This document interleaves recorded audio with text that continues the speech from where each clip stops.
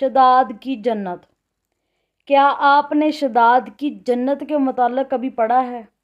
نہیں تو آئیے آپ کو آج شداد کی جنت کے متعلق کچھ دلچسپ و عجیب بتاتے ہیں۔ قوم ارم۔ ان لوگوں کا تعلق قوم عاد سے تھا اور وہ ارم نام کی بستی کے رہنے والے تھے۔ وہ بستی بڑے بڑے ستونوں والی تھی۔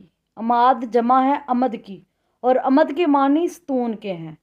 عاد کے نام سے دو قومیں گزری ہیں۔ ایک کو عاد قدیمہ یا عام ارم کہتے ہیں۔ یہ عاد بن اوز بن ارم بن سام بن نوح کی اولاد میں سے تھے۔ ان کے دادا کی طرف منسوب کر کے ان کو عاد ارم بھی کہا جاتا ہے۔ اپنے شہر کا نام بھی انہوں نے اپنے دادا کے نام پر رکھا تھا۔ ان کا وطن عدن سے متصل تھا۔ ان کی طرف حضرت ہود علیہ السلام مبعوث کیے گئے تھے، لیکن قوم عاد کی بدعمالیوں کے سبب جب انہیں تباہ کر دیا گیا تو حضرت ہود علیہ السلام ہجر موت کی طرف مراجعت کر گئے۔ ان کی رہائش احقاف کے علاقے میں تھی۔ حضرت ہود کی وفات یہیں پر ہوئی۔ احقاف میں بسنے والی اس قوم نے بہت ترقی کی۔ اللہ تعالیٰ نے اس قوم کو غیر معمولی قد و قامت اور قوت عطا فرمائی تھی۔ ان میں ہر شخص کا قد کم از کم 12 گز کا ہوتا تھا۔ طاقت کا یہ حال تھا کہ بڑے سے بڑا پتھر جس کو کئی آدمی مل کر بھی نہ اٹھا سکیں، ان کا ایک آدمی ایک ہاتھ سے اٹھا کر پھینک دیتا تھا۔ یہ لوگ طاقت و قوت کے بل بوتے پر پورے یمن پر قابض ہو گئے۔ دو بادشاہ خاص طور پر ان میں بہت جاہ و جلال والے ہوتے تھے۔ وہ دونوں بھائی تھے۔ ایک کا نام شداد تھا جو بڑا تھا، دوسرے کا نام شدید تھا جو اس کے بعد تخت نشین ہوا۔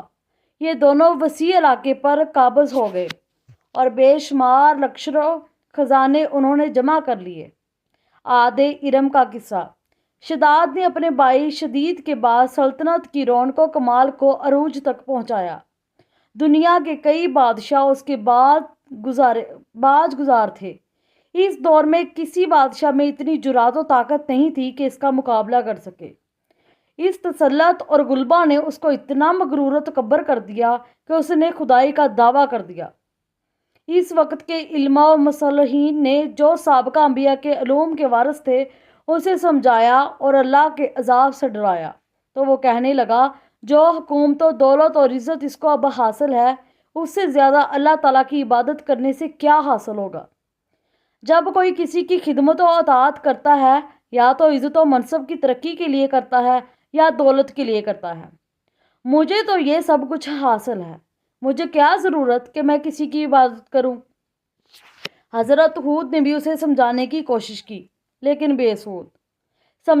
سمجھانے والوں نے یہ بھی کہا کہ یہ حکومت و دولت ایک فانی چیز ہے، جبکہ اللہ کی اطاعت میں آخروی نجات اور جنت کا حصول ہے، جو دنیا کی ہر دولت سے بہتر اور زیادہ قیمتی ہے۔ اس نے پوچھا، یہ جنت کیسی ہوتی ہے؟ اس کی تعریف اور خوبی بتاؤ۔ نصیحت کرنے والوں نے جنت کی وہ صفات جو انبیاء کرام کی تعلیمات کے ذریعے ان کو معلوم ہوئی تھیں اس کے سامنے بیان کی، تو اس نے کہا، مجھے اس جنت کی ضرورت نہیں، ایسی جنت تو میں خود دنیا ہی میں بنا سکتا ہوں۔ شداد کی جنت۔ چنانچہ اس نے اپنے افسروں میں سے 100 معتبر افراد کو بلایا، ہر ایک کو 1000 آدمیوں پر مقرر کیا اور تعمیر کے سلسلے میں ان سب کو اپنا نقطہ نظر اور پسند سمجھا دی۔ اس کے بعد پوری دنیا میں اس کام کے ماہرین اور عدن بھجوانے کا حکم دیا۔ علاوہ ازیں اپنے قلمروں میں سب سے حکمرانوں کو یہ حکم دیا کہ سونے چاندی کی کانوں سے اینٹیں بنوا کر بھیجیں اور کوہ عدن کے متصل ایک مربع شہر جو 10 کوس چوڑا اور 10 کوس لمبا ہو بنانے کا حکم دیا۔ اس کی بنیادیں اتنی گہری کھدوائیں کہ پانی کے قریب پہنچا دیں، پھر ان بنیادوں کو سنگ سلیمانی سے بھروا دیا۔ جب بنیادیں بر کر زمین کے برابر ہو گئیں تو ان پر سونے چاندی کی اینٹوں کی دیواریں چنی گئیں۔ ان دیواروں کی بلندی اس زمانے کے گز کے حساب سے 100 گز مقرر کی گئی۔ جب سورج نکلتا تو اس کی چمک سے دیواروں پر نگاہ نہیں ٹھہرتی تھی۔ یوں شہر کی 4 دیواریں بنائی گئیں۔ اس کے بعد 4 دیواری کے اندر 1000 محل تعمیر کیے گئے۔ ہر محل 1000 ستونوں والا تھا اور ہر ستون جواہرات سے جڑاؤ کیا ہوا تھا۔ پھر شہر کے درمیان میں ایک نہر بنائی گئی اور ہر محل میں حوض اور فوارے بنائے گئے۔ ان نہروں کی دیواریں اور فرش یاقوت، زمرد، مرجان اور نیلم سے سجا دی گئیں۔ نہروں کے کناروں پر ایسے مصنوعی درخت بنائے گئے جن کی جڑیں سونے کی، شاخیں اور پتے زمرد کے تھے۔ ان کے پھل موتیوں، یاقوت اور دوسرے جواہرات کے بنوا کر ان پر ٹانگ دیے گئے۔ شہر کی دکانوں اور دیواروں کو مشک و زعفران اور عنبر و گلاب سے سیکل کیا گیا۔ یاقوت و جواہرات کے خوبصورت پرندے چاندی کی اینٹوں پر بنوائے گئے، جن پر پہرے دار اپنی اپنی باری پر آ کر پہرے کے لیے بیٹھتے تھے۔